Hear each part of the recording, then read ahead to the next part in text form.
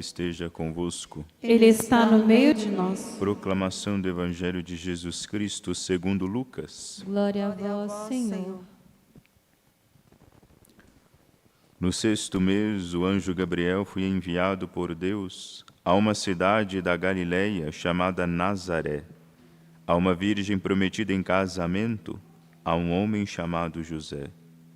Ele era descendente de Davi e o nome da virgem era Maria. O anjo entrou onde ela estava e disse: Alegra-te, cheia de graça, o Senhor está contigo.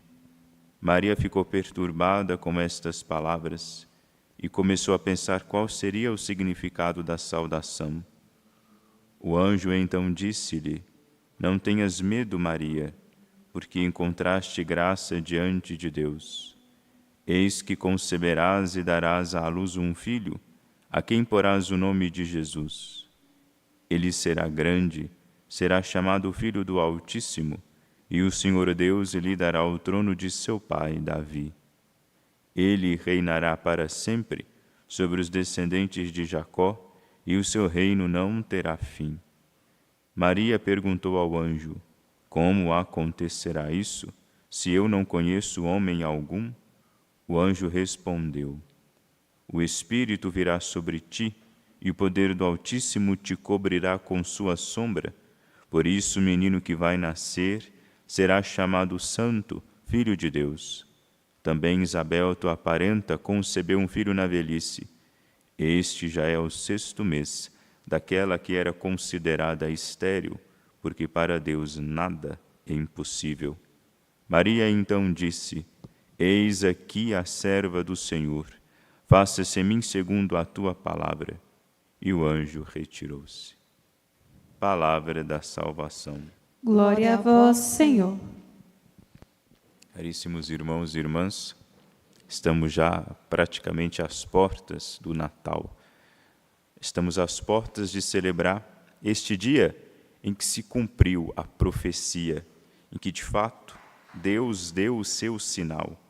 Uma virgem concebeu e deu à luz a um filho. Sinal esse de que a nossa libertação está próxima, de que a salvação chegou a nós e veio falar conosco. O poder, a mão forte, o braço estendido de Deus nosso Senhor veio de modo definitivo para nos livrar e nos libertar daquela escravidão muito pior do que aquela escravidão no Egito, a escravidão da nossa própria condição. O homem, o judeu que estava sob o comando do faraó, poderia ignorar, talvez, sob qual comando, sob qual autoridade ele estava, qual é o maior mal do qual ele padecia. E o grande mal eram eles mesmos. Nós sabemos por quê. São libertados do Egito, vão para o deserto, estavam livres. O que acontece depois? Começam a chorar. As saudades das cebolas do Egito. Lá nós tínhamos isso, nós tínhamos aquilo, e etc. O seu espírito, a sua inteligência pervertida impediu que o povo conseguisse ver a liberdade, a situação de liberdade na qual eles encontravam. Porque a sua carne, como não estava sendo satisfeita, os prazeres não estavam sendo atendidos, os desejos quase que não tinham espaço ali, eles começaram a reclamar, começaram a pedir uma espécie de retorno. Muito pior do que a escravidão do Egito era a escravidão da própria condição humana, sujeita ao pecado, sujeita à dita de Satanás, que governava, não é? Que tinha influência, que tem forte influência sobre nós. Nós tendemos a essas coisas, as coisas pecaminosas que nos prendem com muita facilidade. Nós nos entregamos aos vícios sem dificuldade nenhuma. Isso tornou-se agradável a nós. É a cegueira, a concupiscência, que nos impede de perceber a maldade e a ruindade que existe por detrás dessa realidade. Essas coisas se apresentam para nós como boas, belas e justas. Mas é justamente quando o homem se chafurda nisso, perde-se nisso, fica preso, não consegue se libertar desses vícios, quando isso, que ontem era apenas um experimento, se torna de fato um vício, Quando ele entra nisso, ele vai perceber a maldade e a ruindade desse tipo de situação, dessa vida que ele leva, a maldade e a ruindade dele ter dado ouvido aos seus impulsos carnais e ter preferido se jogar às criaturas, ter atendido ao seu desejo pelas criaturas, por essas coisas passageiras, do que ter escutado ao clamor, escutado a vontade de Deus. O que acontece no mistério do Natal, o que acontece nesse dia, terrível dia, né, tenso dia, em que acontece o clímax da história, em que aparece um anjo para essa virgem e faz esse anúncio a ela de que ela seria a mãe de Deus, que o Filho de Deus seria gerado dentro de seu ventre. Aqui, céu, terra e infernos ficam ansiosos pela resposta dessa mulher. O mundo, a salvação do mundo estava aqui dependendo dessa resposta, desse fiat, do faça-se em mim segundo a tua palavra. O céu esperava isso, os anjos esperavam isso, nós homens esperávamos isso, que essa virgenzinha numa terra distante desse o seu sim. Aqui muda todo o quadro, né? Todo o quadro judaico, muda tudo. Zacarias, 6 meses antes, ele recebe a mensagem do anjo quando ele estava no templo. No templo ele aparece para Zacarias. Zacarias era sacerdote, teve muito provavelmente a única oportunidade da vida dele de entrar no Santo dos Santos.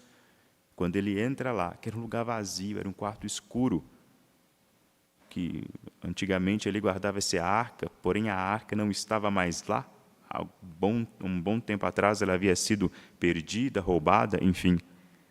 É ali que o anjo se manifesta para Zacarias, no lugar mais sagrado que tinha para os judeus. Na verdade, o lugar mais sagrado que existia antes de Cristo era o templo.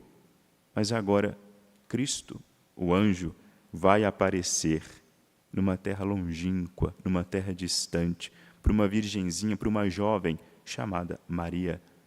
Ou seja, o templo, a partir desse momento, já perdeu a sua importância. O templo do Antigo Testamento não é mais o lugar dedicado, sagrado, onde Deus se manifesta. Qual é agora o lugar onde Deus se manifesta, o lugar sagrado? É a Santíssima Virgem Maria. Naquele lugar, um quarto escuro, onde o anjo se manifesta. Aqui, Maria não é um quarto escuro vazio, não.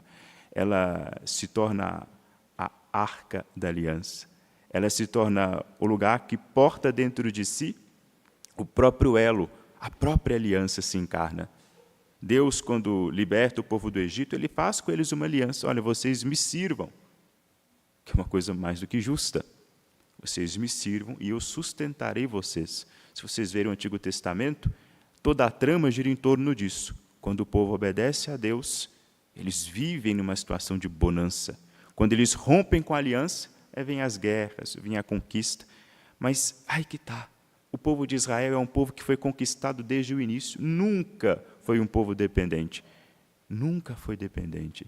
Os raros e poucos momentos em que Israel gozou de prosperidade eram justamente nesses períodos, inclusive desses reis que são exaltados, Davi, Salomão, mas boa parte da história de Israel está sendo sujeita aos povos maiores. Inclusive hoje, o Estado de Israel é um Estado independente, mas a gente sabe que ele não goza de verdadeira, autêntica e genuína liberdade. Isso quer dizer o quê? Que o povo de Israel nunca conseguiu ser fiel à aliança que Deus firmou com ele. Por mais que Deus tenha falado, por mais que Deus tenha pedido, por mais que Deus tenha castigado. Se nós tivermos um pouco de senso, eu não quero usar a palavra vergonha na cara, mas se nós tivermos um pouco disso, quando nós somos punidos, castigados pelos nossos pais, o mínimo que a gente tem que fazer, se nós somos pessoas verdadeiramente decentes, é mudar. É evitar que esse castigo de novo aconteça. E mais do que isso, buscar entender por que nós somos castigados. Uma pessoa que vê no castigo de um pai ou de uma mãe uma maldade, uma perversidade da parte deles, é uma pessoa doida, uma pessoa inescrupulosa, certamente. Por detrás do castigo do pai e da mãe está ali o amor que ele tem por nós. É um ato, sim, quase que desesperado. A gente não percebe que antes do castigo vem o amor. Antes do castigo vem a fala Antes do castigo vem um conselho. A gente não escuta o conselho, a gente não escuta a falha, quando a gente já está assim, terrível, difícil, na beira do abismo, até mesmo quando a gente cai.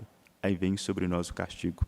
Mesmo Israel sendo castigado, o povo sendo castigado, eles não voltaram o seu coração a Deus e foi um povo completamente dominado. Agora Deus na Virgem Maria se encarna. A palavra que antes era dirigida ao povo, somente a palavra, agora essa palavra se tornou um homem.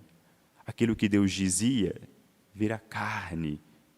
E tornando-se carne, essa palavra, ela vai dizer e fazer aquilo que ela quer. Ela vai dizer aos homens, façam isso, façam aquilo, ao mesmo tempo que ele faz aquilo que ele diz. É um homem que não vai ser hipócrita, que vai trazer na boca o testemunho da sua vida. Cristo vai pregar aquilo que ele é, Cristo vai pregar aquilo que ele faz. Não pensemos que aquilo que ele vai dizer e vai anunciar para nós é injusto, porque não é. Saibam, tenham certeza absoluta que tudo aquilo que ele disse, ele foi o primeiro a cumprir, até aquelas coisas mais absurdas. Se alguém te pedir um manto, dê também a capa. Se alguém te obrigar a andar um passo com ele, ande 2. Cristo fez tudo isso. Ele, sendo Deus, não precisava padecer o suplício da cruz. Não precisava. Bastava uma palavra. Isso o centurião confessou para ele. Senhor, eu não sou digno de que entreis em minha casa, mas dizer uma palavra e meu servo será salvo. Bastava ele dizer uma palavra. Mas ele não fez, não disse só uma palavra. Ele morreu na cruz. Ele derramou o seu sangue por nossa causa. Por quê? É o segundo passo. Ele poderia ter dado 1. Era necessário que ele desse um passo, ele deu 2. Era necessário que ele nos desse a túnica, ele também nos deu a capa. Ele também quis afetar a nossa humanidade, a nossa insensibilidade. Ele quis, como morrer na cruz, nós olhássemos para ele e pensássemos assim. Não, ele deu muito. Ele deu mais do que eu merecia, ele deu mais do que eu precisava. No mínimo, eu preciso responder com uma certa generosidade. É o mínimo. Esse mistério no Natal a gente contempla ali na manjedoura uma das cenas mais lindas do mundo. Aquele menino que está ali, né, na manjedoura, um bebê, que está totalmente ali disposto, né, dependente dos cuidados de sua mãe, de seu pai. Esse menino é o Salvador da humanidade, é o próprio Deus Criador. Aquele que sustenta a criação, aquele que sustenta a existência de todas as coisas, vai ser sustentado no colo de sua mãe. Vai ser sustentado nos colos dos seus avós, vai ser sustentado no colo de seu pai José, vai ser sustentado no colo, nos braços de tantos.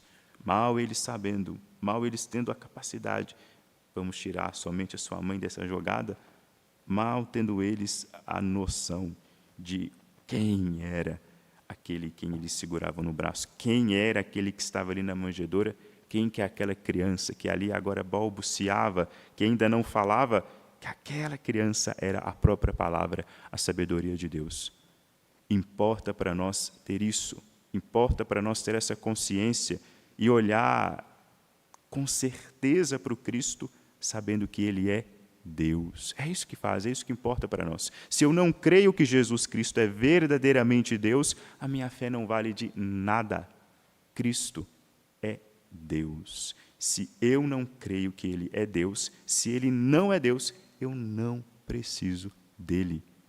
Quando eu tiro a divindade de Cristo, começo a olhar para Cristo como se Ele fosse somente um homem, a sua palavra se torna palavra desnecessária.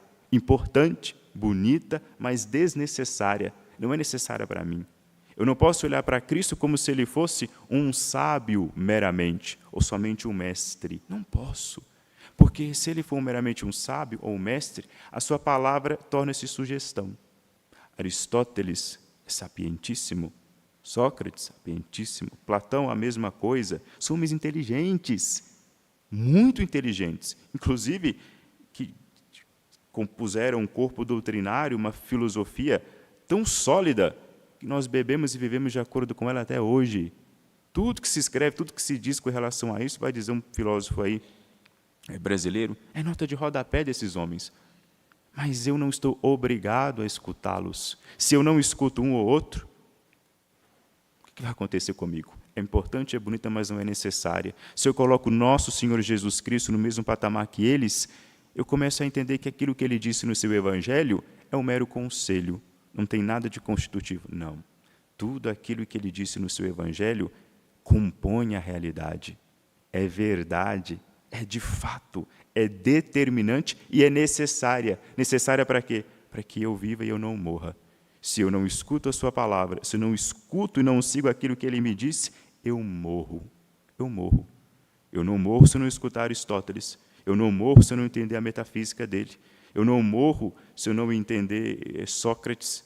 Mas eu morro se eu não seguir, se eu não escutar a palavra de Cristo. Por um fato muito simples.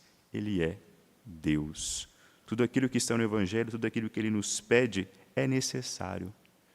É a mesma coisa daqueles, se ele tivesse aqui de fato operando uma nova criação.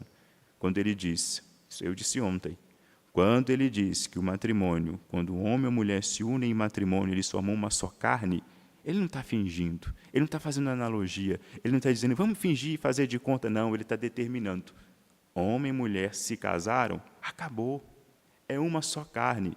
Com que autoridade ele faz isso? Com a mesma autoridade que ele criou o mundo. Quando ele disse que haja luz, e a luz apareceu, veja, a palavra dele é determinante. Ele fala e acontece. Ele fala e as coisas se constituem. Ele fala e ele determina. Toda a sua palavra é determinante. Toda a sua palavra é criadora. Toda a sua palavra constitui algo. Se ele nos diz, olha para nós e nos chama de amigos, olha, isso é constitutivo. Estabelece um tipo de relação conosco diferente. Ele nos eleva a um patamar ao qual nós nunca estivemos. Nos dá o direito de rezar o Pai Nosso, de olhar para Deus, que é todo-poderoso, o Senhor da guerra, sim, que combateu, que derrotou povos, nações, que se valeu, que usou outras nações para punir Israel. Esse Deus que é o Senhor dos exércitos, terrível e grande, é o mesmo Deus que criou todas as coisas e agora se encarna no seio da Santíssima Virgem Maria, doce, inocente, frágil, todo frágil.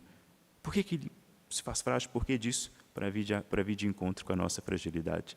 Para que na nossa fragilidade, na nossa pequenez, nós tivéssemos a capacidade de acolhê-lo tal como ele é. E aqui ele se revela na sua fragilidade, na sua pequenez, ele revela de uma vez por todas a sua verdadeira face. Ele revela que esse Deus não é tão simples como eles imaginavam. É um Deus que se desdobra em 3 pessoas. É um Deus que é Pai, é um Deus que é Filho e é um Deus que é Espírito Santo. Os 3, de algum modo, aparecem aqui. Moisés não sabia disso, Abraão não sabia disso, Jacó não sabia disso, Isaac não sabia disso. Nenhum desses grandes homens, santos homens do Antigo Testamento, sonhou com essa possibilidade. A primeira que escuta e que recebe a revelação da Santíssima Trindade é a Santíssima Virgem Maria, como sendo a coisa mais lógica do mundo. É lógico, é óbvio que precisa, né? Como ninguém nunca havia pensado nisso, que se Deus é amor, ninguém ama sozinho. Quem ama precisa de um objeto. Se Deus é amor, ele precisava de alguém que fosse amado por ele. Se Deus é amor desde a eternidade, precisava que alguém desde a eternidade fosse amado por ele. E esse é o seu Filho, esse é o Cristo. O amado é esse que se encarna, pela ação do Espírito Santo, esse elo de amor, de bondade, esse elo maravilhoso que existe entre os dois, que é o Espírito Santo. Que nesse Natal, ao contemplarmos o menino Deus na manjedoura, saibamos quem ele é. Adoremos a sua divindade presente naquele menino e nos sintamos agraciados, tentemos nos sentir gratos por Deus. Digamos a Ele obrigado por ter se desfeito da sua glória e ter se tornado um menino frágil, para fortalecer, para vir de encontro à nossa fragilidade. Glória ao Pai, ao Filho e ao Espírito Santo. Como era no princípio, agora e sempre. Amém.